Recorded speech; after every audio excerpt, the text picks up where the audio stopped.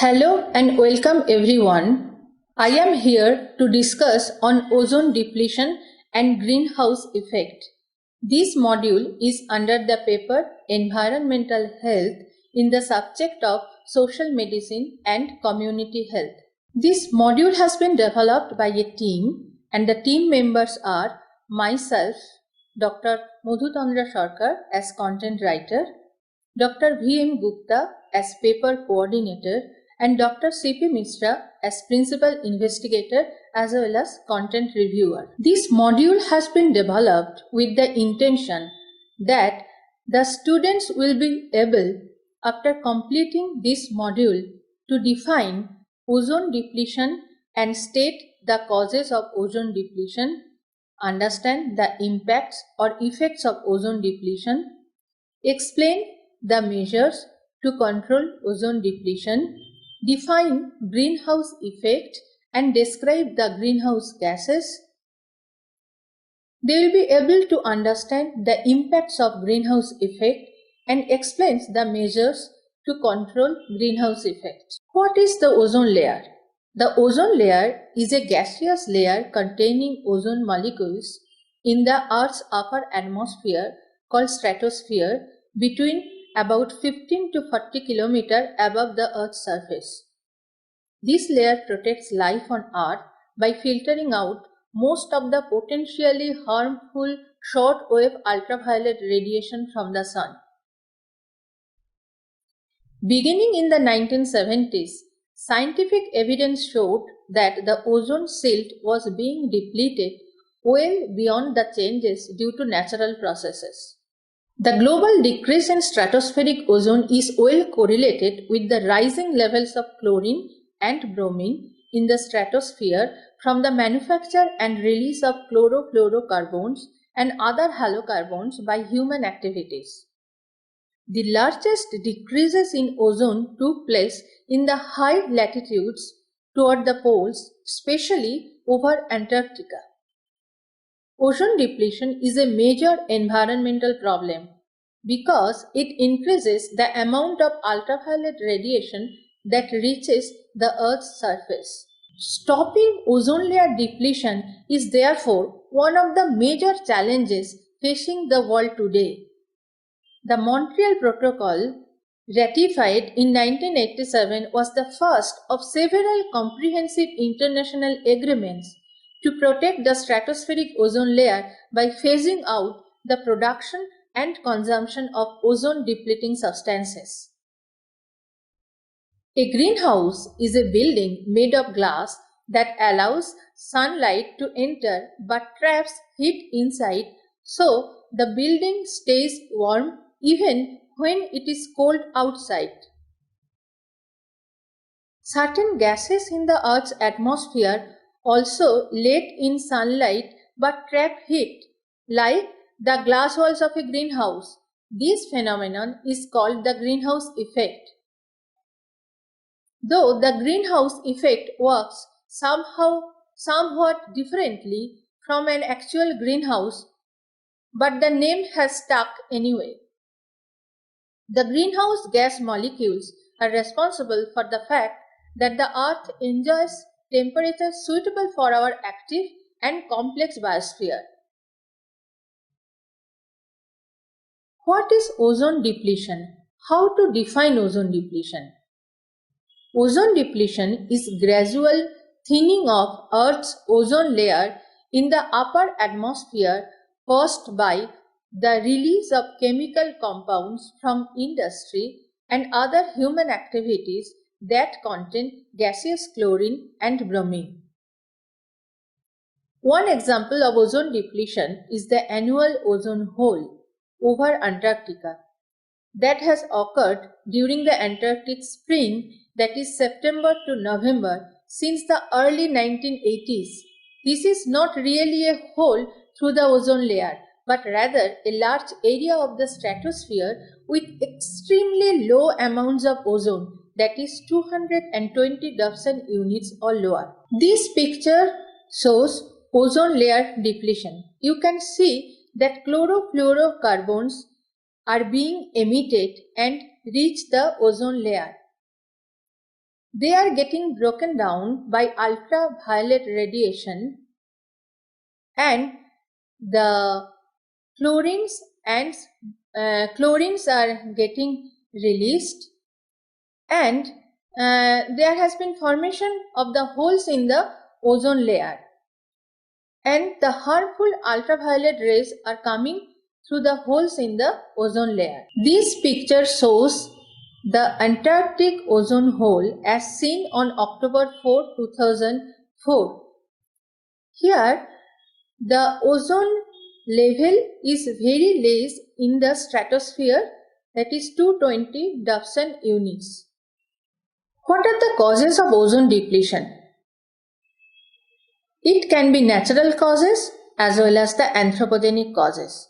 Natural causes, natural phenomena can cause temporary ozone loss. Natural phenomena such as sunspots and stratospheric winds decrease stratospheric ozone levels, but typically not by more than 1 to 2%. The major volcanic eruptions have also contributed to ozone depletion. Coming to the man-made causes, the ozone depleting substances ODS are mainly responsible for man-made ozone depletion.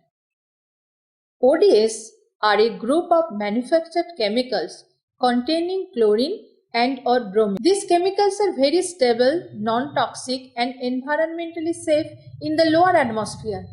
However, their very stability allows them to float up intact to the stratosphere. Then they are broken apart by the intense ultraviolet light, releasing chlorine, for example chlorofluorocarbons, and bromine, for example from halogens, in the stratosphere.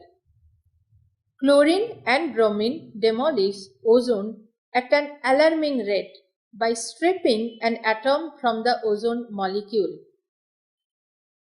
The ozone depleting substances have a long lifetime, up to several centuries in the atmosphere.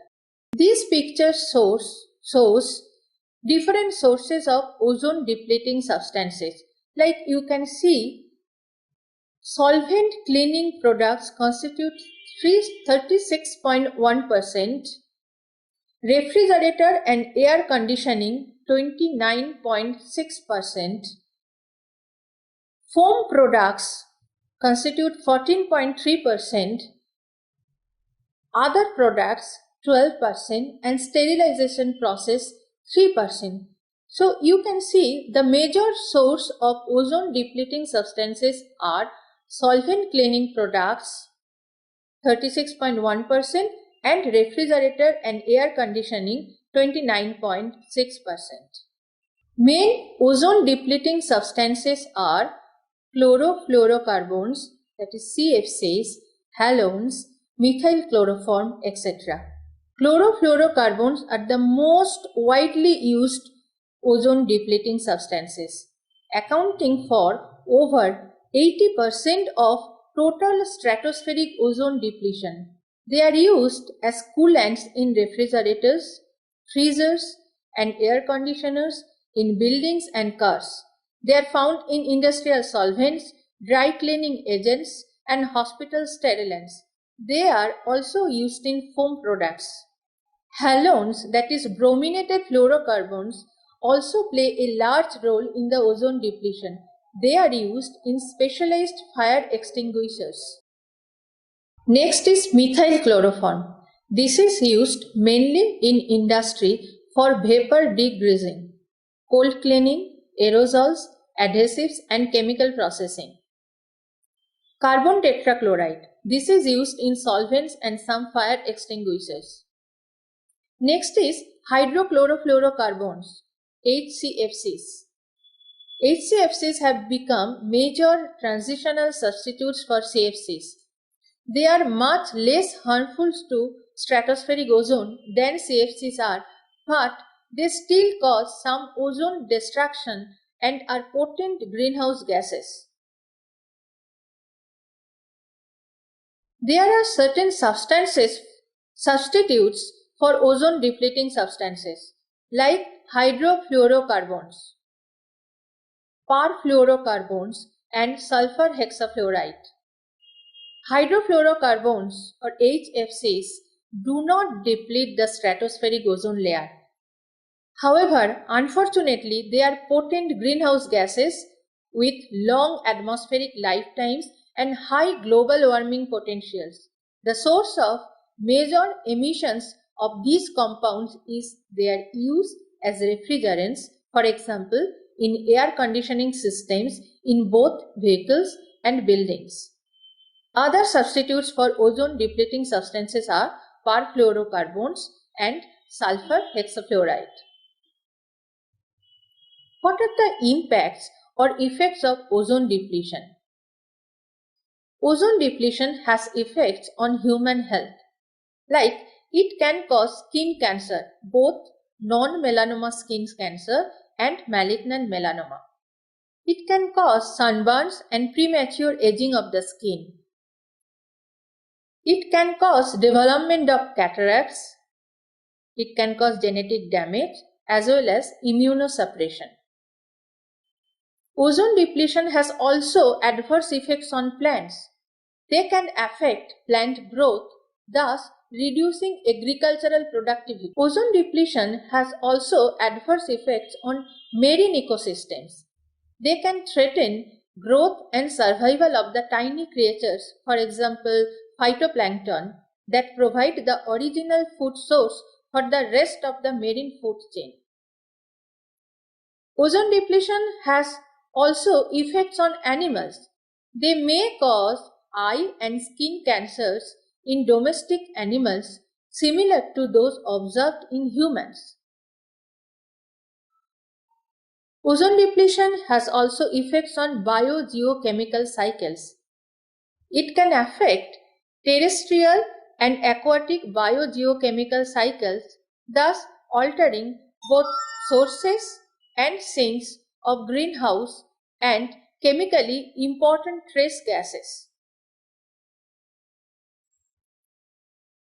Trace gases are those gases that make up only 1% by volume of Earth's atmosphere, and one of the trace gas is argon.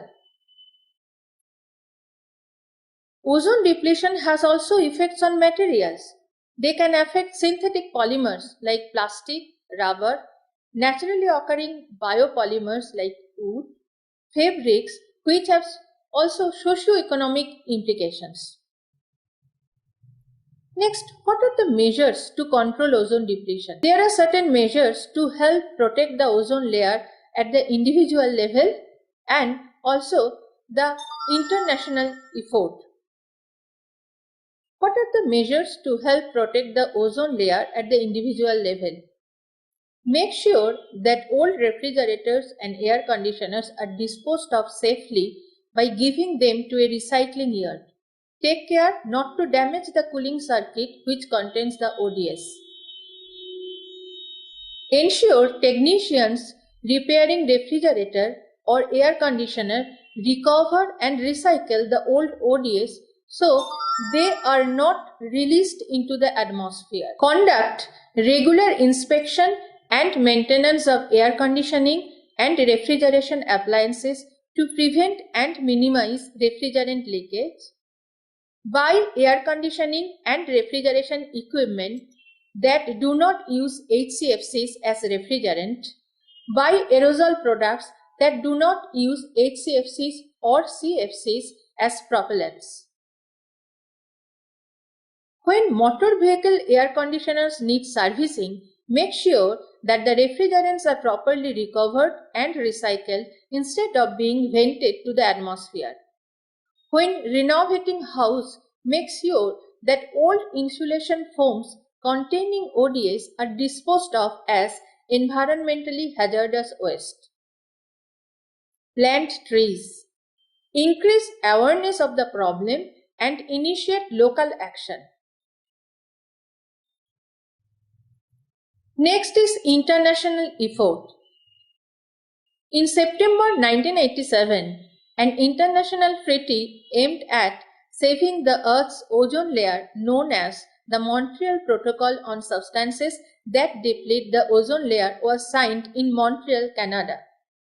The protocol requires the phasing out of the ODS in accordance with agreed schedules. The atmospheric levels of nearly all the ODS have declined substantially in the past 2 decades. Next, we will look at greenhouse effect. What is greenhouse effect? The greenhouse effect is a natural process that warms the Earth's surface. The sun powers the Earth's climate, radiating energy at very short wavelengths, predominantly in the visible or near visible, for example, ultraviolet part of the spectrum. Roughly, 1/3 of the solar energy that reaches the top of the Earth's atmosphere is reflected directly back to space. The remaining 2/3 is absorbed by the surface and to a lesser extent by the atmosphere. To balance the absorbed incoming energy, the Earth must, on average, radiate the same amount of energy back to space. Because the Earth is much colder than the Sun, it radiates at much longer wavelengths, primarily in the infrared part of the spectrum.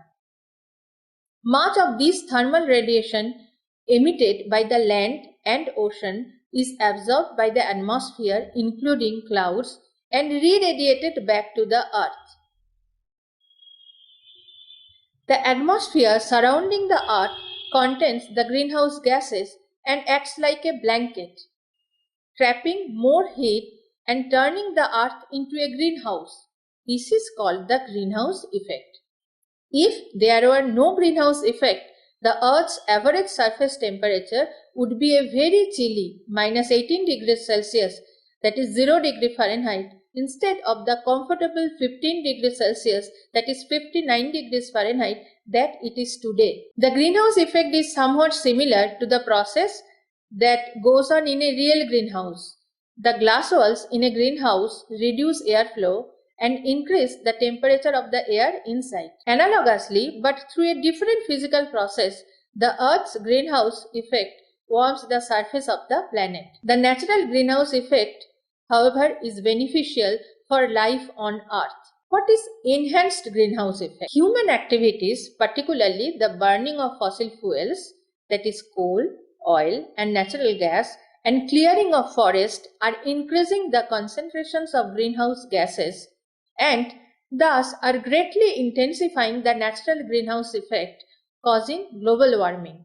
This is called the enhanced greenhouse effect. This picture shows greenhouse effect. In the first step, solar radiation is coming and some portion of it is getting reflected from the atmosphere. In the second step, the rest of the sun's energy is absorbed by the land and the oceans, heating the Earth. In the third step, heat radiates from the Earth towards the space. In the fourth step, some of this heat is trapped by greenhouse gases in the atmosphere, keeping the Earth warm enough to sustain life. So this is the natural greenhouse effect. However, in the step 5, you can see that human activities such as burning fossil fuels, agriculture, and land clearing are increasing the amount of greenhouse gases which are released into the atmosphere. This is trapping extra heat and causing the increase in the temperature. So this is the enhanced greenhouse effect. In this context, you should know what is a greenhouse and how it works. A greenhouse is a house where the walls and roof are made of glass. And an important property of glass is that, it transmits infrared radiation of very short wavelength coming from extremely hot bodies like the sun, while it reflects infrared radiations of long wavelengths emitted by less hot objects like those inside a greenhouse. This property of glass is used to keep the plants warm and safe in a greenhouse during the winter. The glass of a greenhouse allows the visible light and infrared radiations of short wavelength to pass through. The radiations from the sun are therefore able to penetrate the glass and enter into the greenhouse. These radiations are then absorbed by the plants and other objects inside the greenhouse. As a result, they become warm. The warm objects emit infrared radiations of longer wavelengths.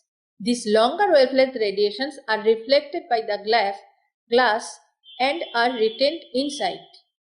The heat remains inside the greenhouse and keeps it warm. This picture shows a greenhouse. What are the greenhouse gases? And what are their properties? The gases that trap heat in the atmosphere are called the greenhouse gases. They have the property of absorbing infrared radiation, that is net heat energy emitted from the Earth's surface, and re-radiating it back to the Earth's surface, thus contributing to the greenhouse effect. Human activities, especially combustion of fossil fuels since the Industrial Revolution, are responsible for steady increases in atmospheric concentrations of various greenhouse gases. The greenhouse gases include carbon dioxide, methane, nitrous oxide, fluorinated gases, surface level ozone, water vapor. Among these, carbon dioxide is the most significant greenhouse gas. Next comes the methane, which is the second most important. And water vapor is the most potent greenhouse gas. Carbon dioxide, methane, nitrous oxide, ozone, and water vapor are naturally present in the atmosphere. Whereas the fluorinated gases owe their existence almost entirely to industrial sources. And the fluorinated gases include hydrofluorocarbons HFCs, perfluorocarbons PFCs, sulfur hexafluoride, and nitrogen trifluoride. Another greenhouse gas is surface or low-level ozone, which is a result of air pollution. It must be distinguished from naturally occurring stratospheric ozone, because stratospheric ozone has a very different role in the planetary radiation balance. The behavior of water vapor is fundamentally different from that of the other greenhouse gases. What are the impacts of greenhouse effect? Greenhouse effect can cause global warming. The main cause of the current global warming trend is the enhanced greenhouse effect. That is, warming that results when the atmosphere traps heat radiating from the earth towards space. Global warming is the main effect of increases in atmospheric greenhouse gas concentrations. It could have disastrous consequences. Second is albedo effect. What is albedo? Albedo is the ratio of the outgoing solar radiation reflected by an object to the incoming solar radiation incident upon it. Sometimes the impacts of the greenhouse effect are stated in terms of the albedo of the Earth, the overall average reflection coefficient. This affects the equilibrium temperature of the Earth. The greenhouse effect, by trapping infrared radiation, can lower the albedo of the Earth and cause global warming. Coming to the measures to reduce greenhouse effect. The following are the measures which can reduce greenhouse gas emissions: reduce, reuse, and recycle. You must be heard of these words. It helps conserve energy and reduces pollution and greenhouse gas emissions from resource extraction, manufacturing and disposal. Secondly, use water efficiently. It takes lots of energy to pump, treat and heat water. Saving water reduces greenhouse gas emissions. Use energy efficient light bulbs at home. Use energy efficient products and appliances. Save energy and reduce greenhouse gas emissions by setting computer, monitor and any other equipment to power down when not in use. Use green power.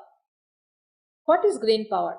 This is environmentally friendly electricity generated from renewable energy sources such as wind and the sun.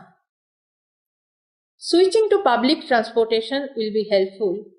Carpooling, biking, or telecommuting can save energy and reduce greenhouse gas emissions.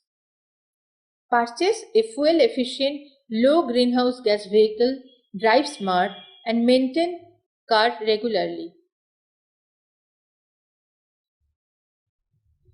To summarize, ozone depletion is a major environmental problem because it increases the amount of ultraviolet radiation that reaches the Earth's surface. It is caused by the release of certain chemical compounds containing gaseous chlorine and or bromine from industry and other human activities.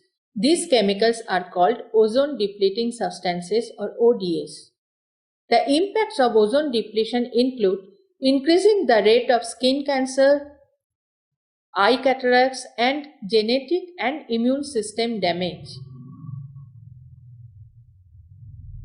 It can cause damage to crops, harm to marine life.